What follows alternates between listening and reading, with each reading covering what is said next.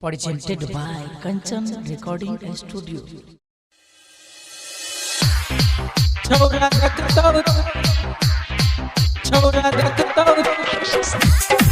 छोरा देखतो देखने लपुआ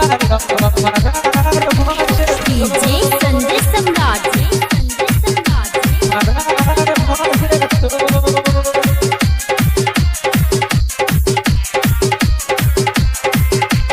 ठीक से नाचे के बूची नहीं तो बवाल भोजे तो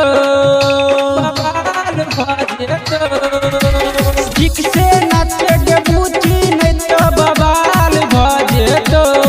छोरा देखतो जखने लपुआ छोरा देखतो जखने लपुआ लक फरार भोजे तो छोरा देखतो जखने लपुआ लक फरार भोजे तो ठीक से नाचे के बूची नहीं तो बवाल भोजे तो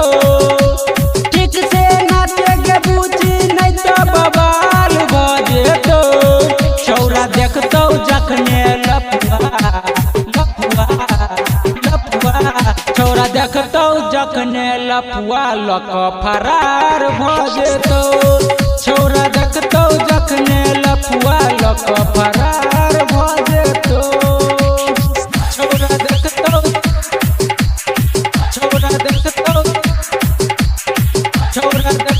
जखने लपुआ लक फरार भोजे तो डीजे संदेश सम्राट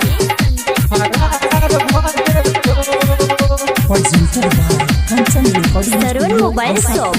भूमि बाजार नेपाल।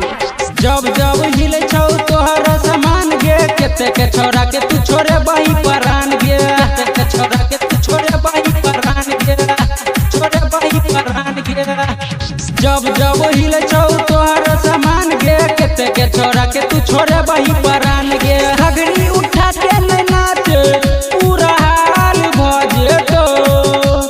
घगड़ी उठा के ले नाच पूरा हाल भजे तो छोरा देखतो जखने लपुआ छोरा देखतो जखने लपुआ लक फरार भोजे तो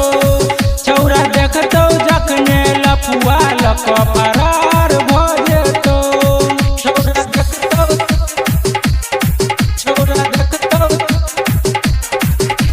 DJ Sandesh Samrat Presented by Kanchan Recording Studio, Asapur, Tower Chowk, Darbhanga. छोटे छोटे कपड़ा में कमर हिला बैठा छोरा या पर्यटक के कनकी चला बैठा